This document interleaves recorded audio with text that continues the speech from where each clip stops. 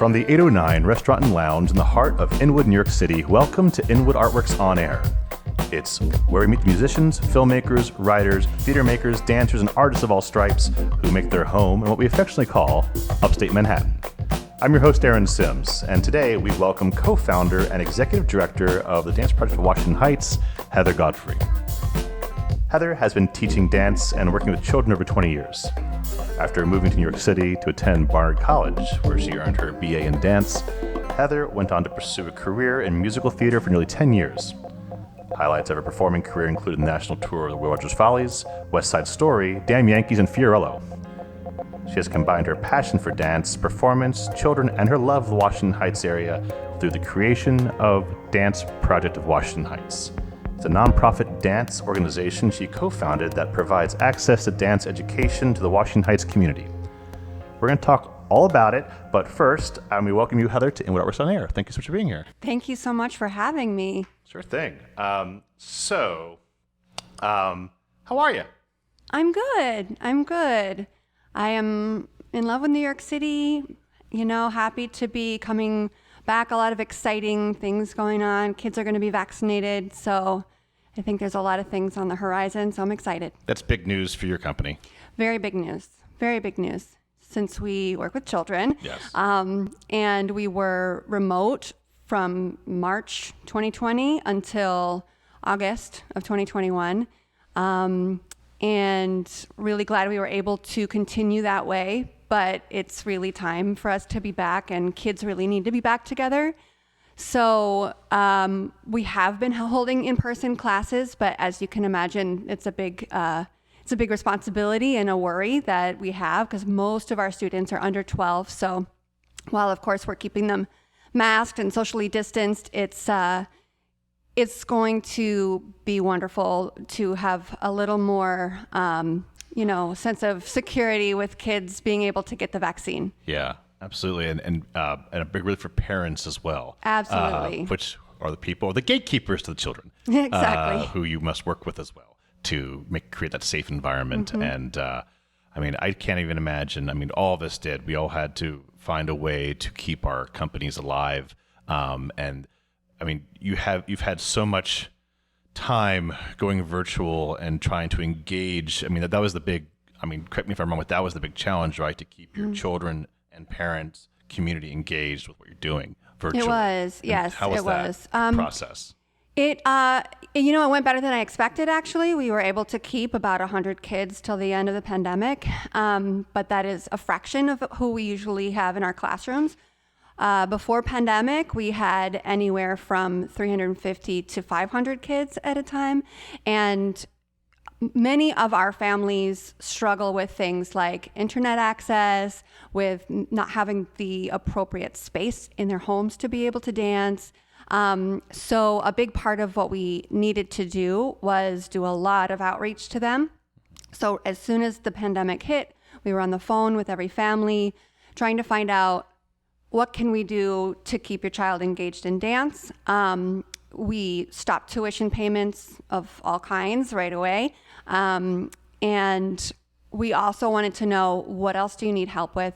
Because as you know, this area was really hard hit, and a lot of the parents that we work with in our program were some of the more hard hit families. So if they're struggling with having lost a job, worrying about losing their housing, not knowing where they're going to get food, it's really hard to also focus on getting their kids to join a Zoom class. But we knew that was really important for the kid to have that consistency, to have some outlet of expression when they're going through this pretty scary, traumatic time, and to continue seeing their dance teacher and their other dance students that they know and recognize, and have a little bit of social time with them, and just to be able to have something that's fun and some physical activity too while they're inside. So we were able to actually work with a lot of those families and connect them with other services in the neighborhood, help them find food banks and connect them with those, help them connect with NIMIC so that they could If they were having housing insecurity issues, NIMIC could help them with that, and a lot of other organizations that could help them with things beyond dance that we weren't qualified to help them with. What I love about your organization, one of the many things I love about your organization, is that it transcends just being an arts organization, is that it definitely, the word community with a capital C is involved, and the outreach is there, not just from the personal touch you were talking about, reaching out to families in need and creating a world of accessibility to retain people and their families and giving them that thing to look forward to whenever the class would be scheduled per se. Right. But also too is like also there's a social services aspect to it all as well, which I think is really personable and professional and keeping people and not just from a professional point of view, from an organizational point of view, but also too just from a humanitarian effort during a time of need in our city, which, as you well said, that was fairly well hit up in our neighborhood. And I'm curious now that now that you said that, the kids are getting vaccinated and hopefully the doors are opening up further for more engagement in person, have you seen those 100 kids come out and join you and their compatriots and their friends in real person classes? Yes, we have about, I think we have 80 kids right now. We're having another challenge in that right before the pandemic, we had to move out of our longtime space. So we've been in temporary spaces. And currently, because of the pandemic, the spaces that we're using don't have weekend space available to us. And the majority of our students really need to come on the weekends. So we have some full classes during the week, but we're offering a fraction of the classes that we usually are able to offer. So we're really pushing right now to get a new space, actually, so we can have a home, so we can have as many classes as we need to be able to serve our families, and to be able to bring those kids back that are weekend only kids. They are the ones traveling from the Bronx, the ones going to charter schools, the ones who have parents that are working and cannot bring them to an after school class. So in order to really serve all of our families, we're really going to need a space where we can have our weekend classes. And that is the elephant in Washington Heights / Inwood / Northwest Bronx, the lack of, we'll just call it community space for arts organizations. That's right. Whether it's a gallery, whether it's a dance hall or a rehearsal room or a theater or a film theater, as far as cinema, that they don't exist for those of you who aren't aware of our neighborhood's geography. So it is quite a challenge when you lose a space to find one. Even though it's New York City, you would think you just walk down the block and there's one and you can kind of knock on their door and rent a space. Right. Not so much the case because, as Heather said, a lot of people who live in Washington Heights and Inwood, the median income is, I'm not going to get it right, but it's like more in the low 40s, something along that. As far as collectively, if you took the median income of everyone, of like 220,000 people who live in this area. So it is challenging, which is why I want to celebrate Heather for, I had to give her a little bit of taste of her personal career as a dancer, as a musical theater, because I wanted to tell the story of you as a performer segueing into creating a company. And I think that's what incredible, I call it an evolution of one's craft, to take what you know and bring it and use an apprenticeship in some kind of form and pass it on to the next generation. And so, and also, I want to also put together what you said about, you froze tuition payments, but most people don't know tuitions pay what you can. That's of right. Some kind. So just for listeners, Dance Project of Washington Heights is a pay what you can nonprofit dance organization with the mission to remove barriers to dance education and build community through dance. So where did that mission come from? That mission has been evolving over time. I think the basic mission when we first started was the income barrier, that we really wanted to make classes available to all the families who call Washington Heights and Inwood home, and knowing that there were all of these opportunities that were coming up. There's a lot of people coming to the neighborhood and a lot of kids classes were springing up, but they were pretty expensive. And I had lived here for a long time, and I knew that the majority of the families that had been here who were low income would not be able to participate in these activities. So we really wanted a place where everybody could be involved and have it be a diverse community.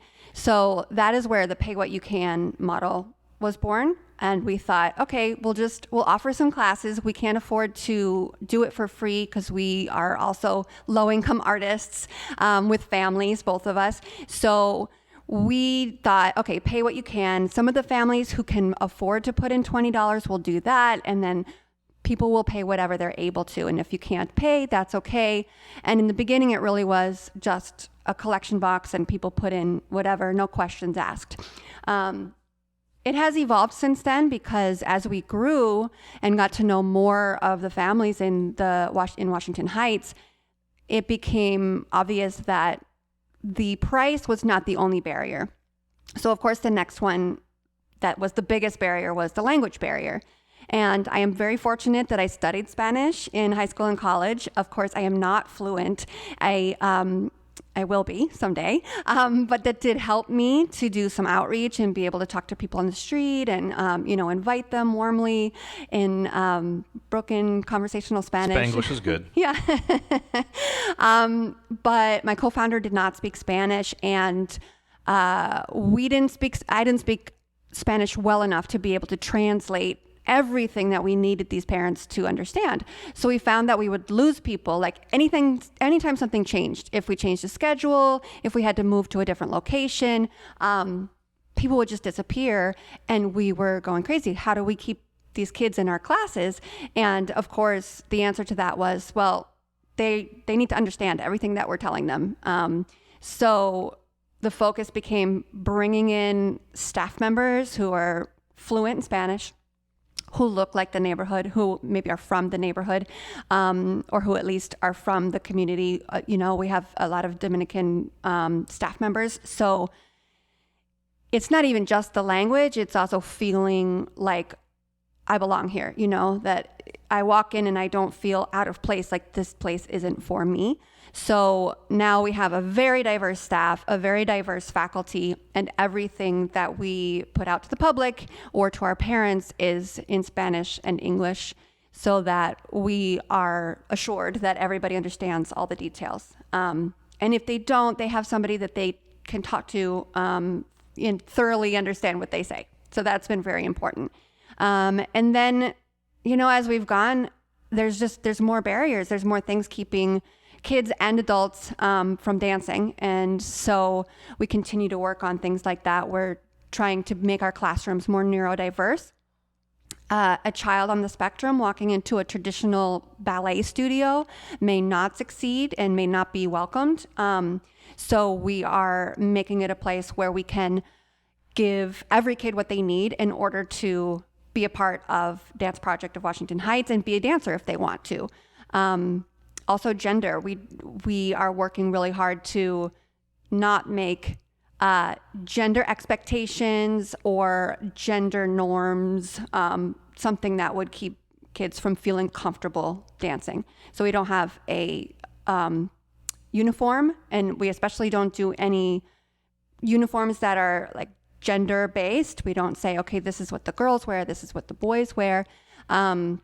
We are trying to train our faculty in this too, so that they can kind of break down what they learned as kids and say, okay, maybe we don't only teach this movement to the boys and this movement to the girls. We can open this up to the whole class. And when we're giving choices, like don't say, okay, the boys do this arms and the girls do this arms. You can give a few choices and everybody gets to choose what they're doing. I knew a child when I was growing up who their sisters were dancing and they did not want to do it. And it turned out that they felt very uncomfortable wearing a leotard, would not do it, and they are trans. And so that person was kept from dance because they didn't feel comfortable having to wear a leotard and tights. And so we're just continuing to make the organization more inclusive and always learning, what we don't know so that we can make it better.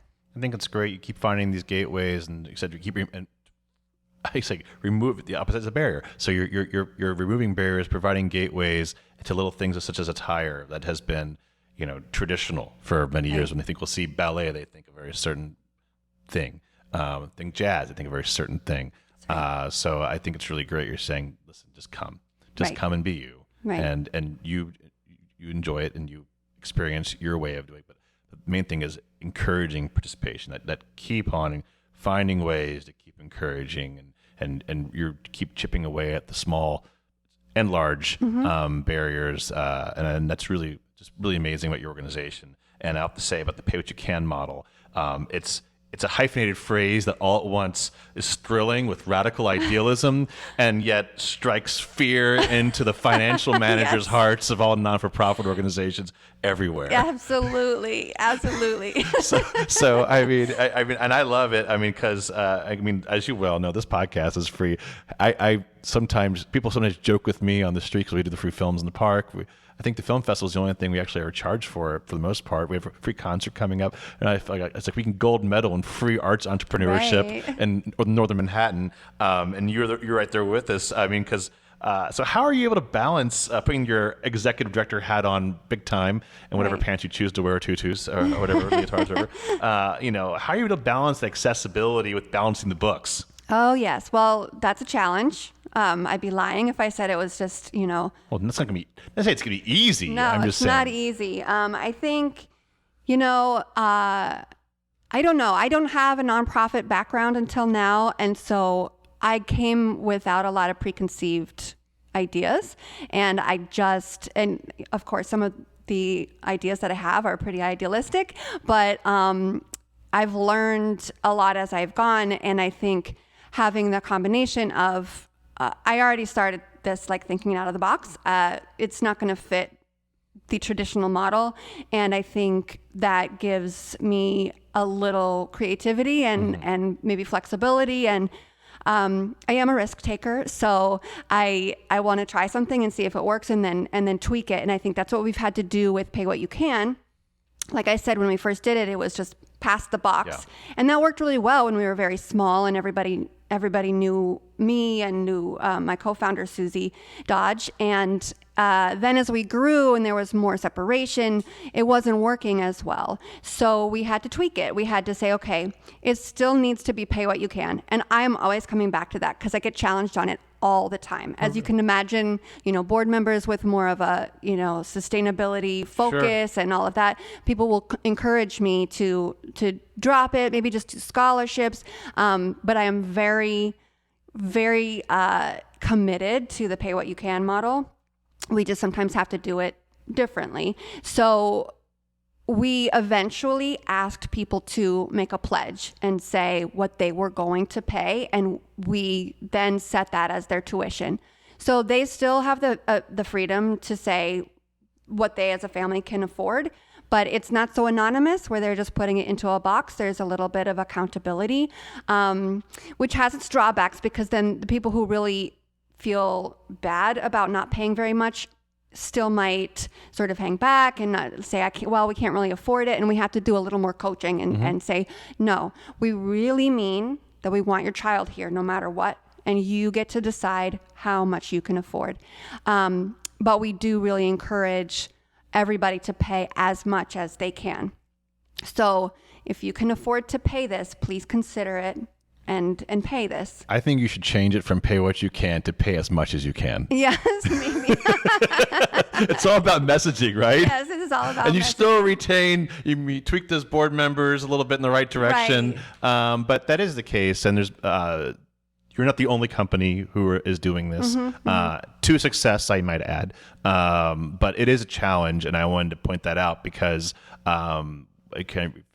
people are hearing this as a theme here of accessibility, the barriers, the financial barriers, the gender barriers, your geographic barriers. Heather and the whole team at Dance Project Washington Heights they keep finding ways and are listening to keep on finding ways to accessible to bring kids in. And I think that's really great. You even just highlighted there. It's like it's about being on the right message, right? Saying, no, really, it is pay what you can. Right. That's just, that's the real challenge, right? Right. Yep. And we do a little more one-on-one sort of counseling with people and say, which is hard, of course, during the pandemic. And we'll get back to doing that where it's private and, but they feel welcome no matter what they pay, but they also feel like we're expecting you to put in what you can. And so also that everybody who's here values what we're offering. But at the same time, in my idealistic way, I also believe that the whole community should be supporting our children and should be supporting the arts, and that, the payments that are coming from the parents should not be the only thing that's supporting this program. And so, the local community businesses put their support in, and all of the local institutions and the grant makers, and that we do a lot of fundraising and have been very successful with that, with individual fundraising. And the message is always put in what you can. It's always pay what you can, even with the donations. So people donate $5 and there's 200 of them, and that's a significant donation. So we really try to make everybody feel part of the community, like they're part of this big project. And it's still always challenging, but it's really rewarding. Well, I think it's fantastic, and it's also rewarding to hear that it's not just children you're trying to bring in. You also have an array of offerings for adults as well. Right. So I want to make sure people are aware of that. Yes. And how did that curriculum evolve? Oh, well, that evolved. Well, when we had a space that was full time, and we had some big studios, and honestly, I was thinking a little bit selfishly myself that I need to dance, and I can't always afford to take a class downtown, and I don't often have the time to go downtown, and I know that there's so many dancers up here in the neighborhood, and because I was a professional musical theater dancer for so long, I know what a struggle it is, and we need to dance, and not only professionals, but all human beings need to dance. And it's really prohibitive to go and take a dance class somewhere. So we just wanted to expand the mission to include adults, and to have affordable dance classes that people who live in Upper Manhattan can take, don't have to travel for, and can afford. I think that's fantastic. So you heard it. If you want to dance, go, because you're supposed to be dancing, and it's where you can go.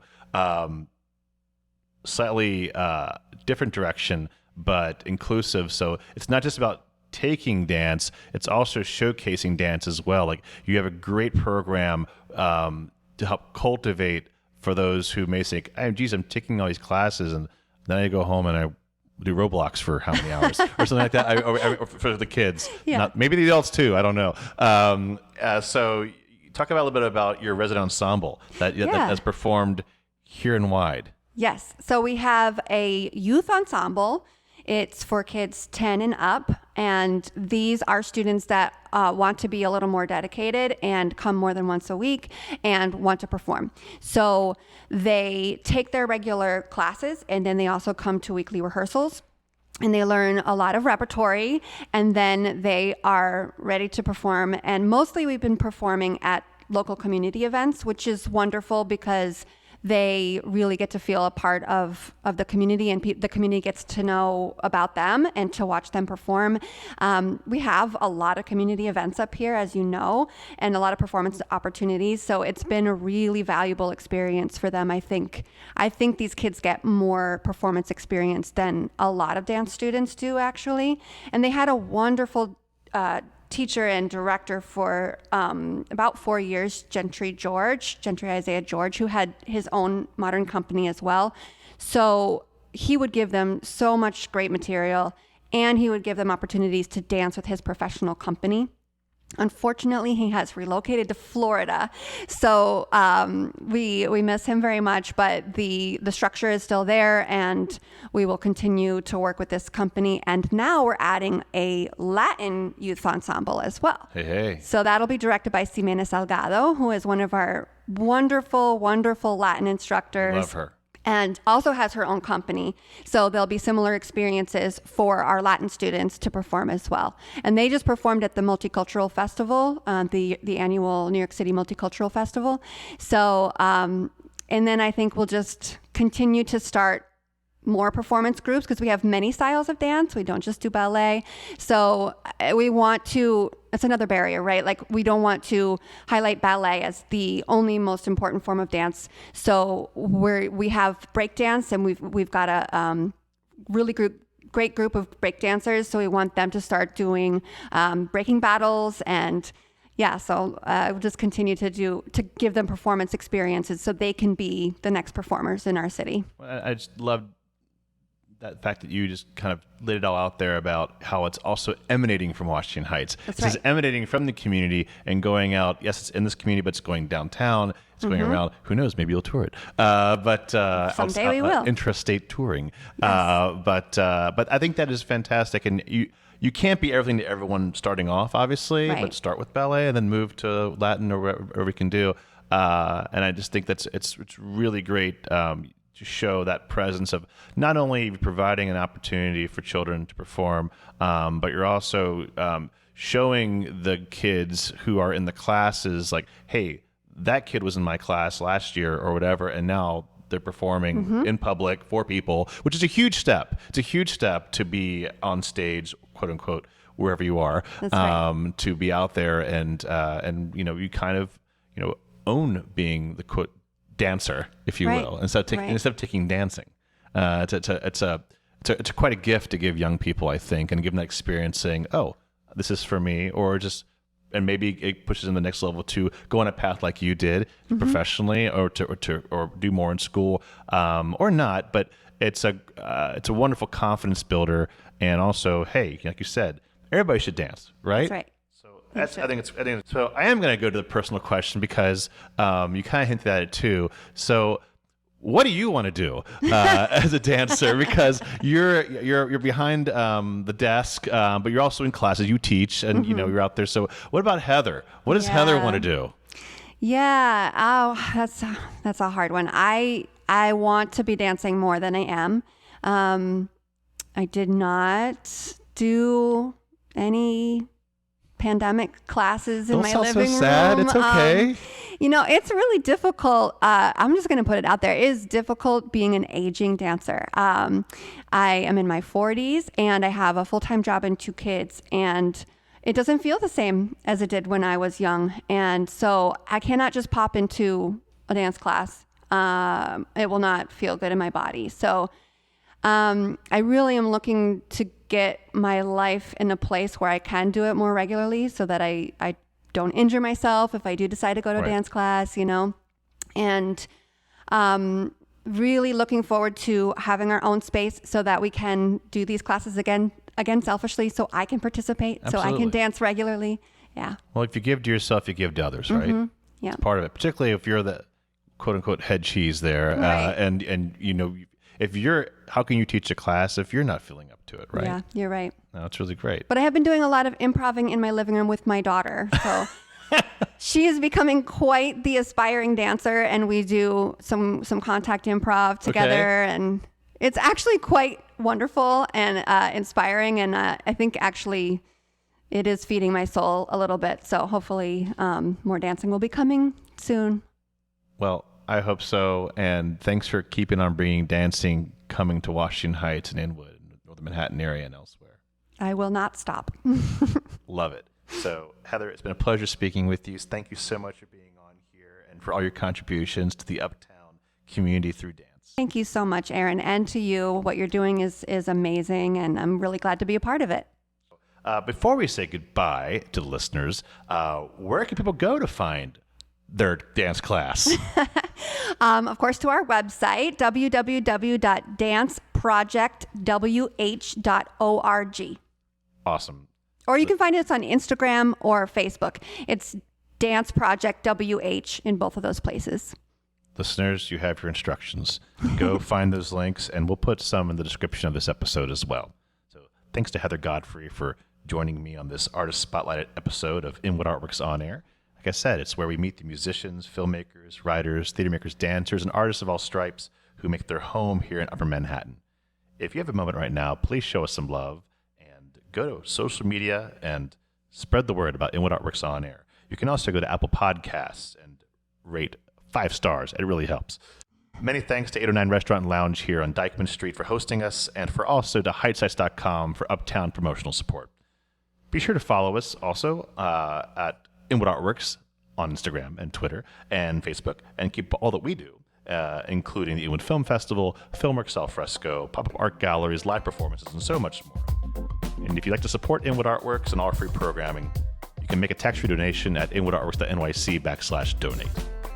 This program is supported in part by Public Funds, the Department of Cultural Affairs, in partnership with City Council. From the top of Manhattan and the bottom of our hearts, thank you so much for tuning in. This is Aaron Sims for Inwood Artworks On Air.